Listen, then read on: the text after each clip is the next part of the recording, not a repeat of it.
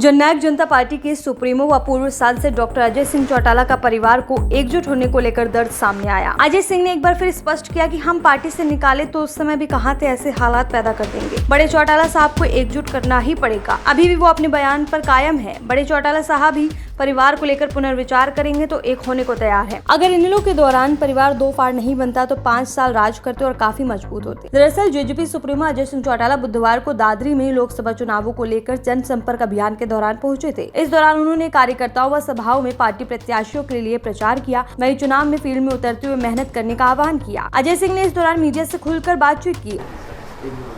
कभी भी हो सकती है, किसी भी क्षण हो सकती है।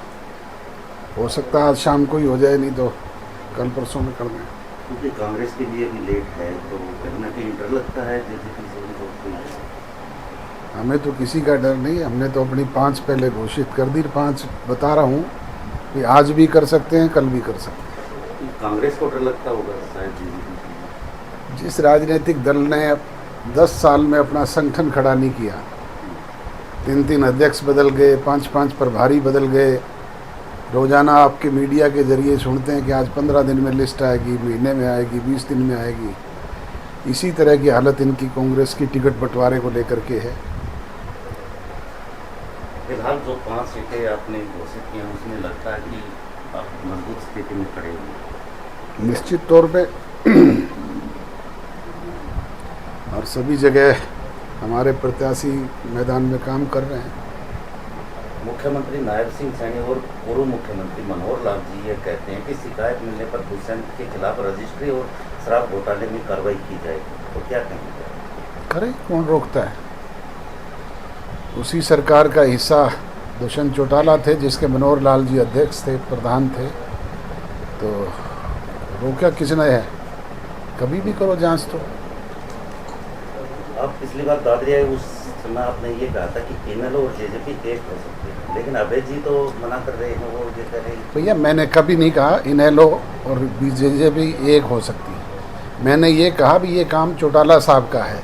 हम जिस दिन पार्टी से निकाले गए उस दिन मैंने ये कहा था फर्स्ट डे कि हम इस तरह के हालात पैदा कर देंगे कि चौटाला साहब को रीथिंक करना पड़ेगा, और रीथिंक वो ही करेंगे।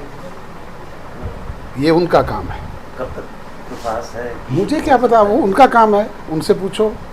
अगर वो एक गलत स्टेप ना लेते तो 5 साल राज नहीं करते।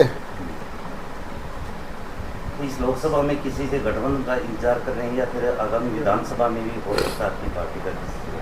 हम अपने काम में लगे हुए हैं। गठबंधन होना ना होना ये बात की चीज़ है। क्योंकि लोकसभा में बीजेपी से दूरी हो गई है गठबंधन की। आगामी विधानसभा चुनाव होंगे, उस समय क्या बीजेपी के साथ आ सकते हैं फिर से आप? भाई साहब, भारतीय जनता पार्टी के साथ भविष्य में भी हम मिलकर के काम करते रहे हैं। अभी आप रिसेंटली भी 4.5 साल तक हुकूमत चलाई है। भविष्य के गर्भ में क्या छिपा है? राजनीति में कोई घोषणा थोड़ी होती है।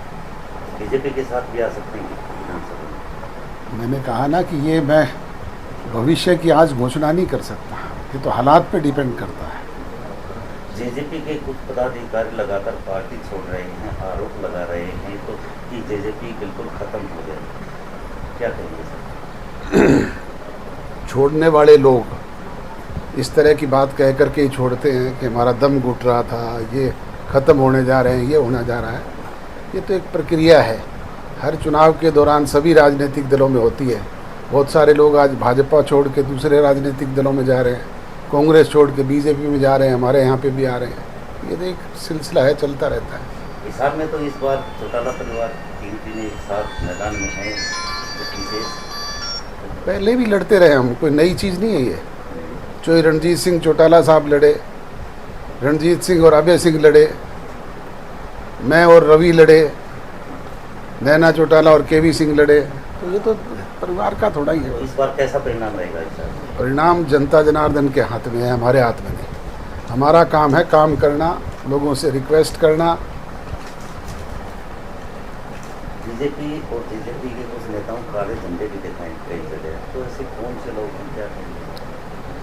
किसान नेता जो हैं बड़े, चाहे टिकैत है, डड्डेवाल है, राजेवाल है, सब ने ये कहा है कि विरोध करना है तो वोट के जरिए करो। हू हल्लड़ करके, किसी पे पत्थर फेंक के, किसी को काले झंडे दिखा करके ये विरोध करने का तरीका नहीं है। कौन लोग हैं? ये दूसरे राजनीतिक दलों के लोग हैं। मेरा एक कुंगड़ गांव में एक ने विरोध किया था, वो अगले दिन बाकायदा सारे मीडिया में आया कि वो कांग्रेसी है, और उसने खुद ने भी माना, पोस्टर भी हैं उसके, सब कुछ है। आगे क्या रहेगा कि पूरा और लोकसभा चुनाव में आपकी पार्टी वोट परसेंट के लिए लड़ रही है या फिर सीटों के लिए? वो जीत के आएगा तो किसके साथ जाएगा? हर कैंडिडेट चुनाव इसीलिए लड़ता है कि वो चुनाव जीते। वोट परसेंटेज का सवाल कहाँ से आ गया? तो जो जीत के आएंगे वो किसके साथ जाएंगे? जीत के किसके साथ जाएंगे? अपनी पार्टी के साथ रहेंगे। भाई सरकार के साथ जाना पसंद करेंगे या फिर विपक्ष में रहेंगे? मैंने अभी तो आपको कहा है कि भविष्य में क्या होगा उसका पहले ही आज कैसे घोषणा कर सकता हूँ। अजय चौटाला ने सीएम नायब सैनी और पूर्व सीएम मनोहर लाल के दुष्यंत की शिकायत पर कार्रवाई करने के बयान पर पलटवार किया। उन्होंने कहा कि दुष्यंत चौटाला हरियाणा की मनोहर सरकार के हिस्सा थे। अगर कोई घोटाले किए तो वो भी अपनी जांच करे। दुष्यंत ने कोई घोटाला नहीं किया और रोका किसने है, वो जांच के लिए तैयार है। साथ ही आगामी दिनों में बीजेपी से गठबंधन होने के सवाल के जवाब में कहा कि बीजेपी से कोई द्वेष नहीं है, साथ मिलकर काम किया है, फिर मौका मिलेगा तो कोई हर्ज नहीं है। उन्होंने जेजेपी छोड़ने वालों को लेकर कहा कि चुनाव में ऐसा माहौल हर बार सभी पार्टियों में बनता है, किसी पार्टी का इंतजार नहीं, बल्कि लोकसभा के जेजेपी के बाकी 5 प्रत्याशियों की घोषणा आजकल में कभी भी कर सकते हैं। उन्होंने कांग्रेस पर कटाक्ष करते हुए कहा कि 10 साल के दौरान प्रभारी व प्रदेश अध्यक्ष बदलने के बाद भी अपना संगठन नहीं बना पाए। अब कांग्रेसियों में लोकसभा टिकट बंटवारे के लिए जूतम बाजार हो रही है। ऐसी हालत कांग्रेस नेताओं की भी है। चौटाला परिवार के 3 लोग एक चुनाव में आने पर कहा कि अनेकों बार एक दूसरे के खिलाफ चुनाव लड़ चुके हैं। राजनीति में ऐसा चलता है। बीजेपी जेजेपी नेताओं का विरोध करने वाली पार्टी विशेष के नेता हैं, किसान नेता विरोध करने वाले नहीं है। जेजेपी अपना वोट प्रतिशत के लिए नहीं बल्कि स्वयं की लड़ाई लड़ रही है। साथ ही कहा कि लोकसभा में जीतने वाले किसके साथ जाएंगे, इस बारे में बाद में तय किया जाएगा।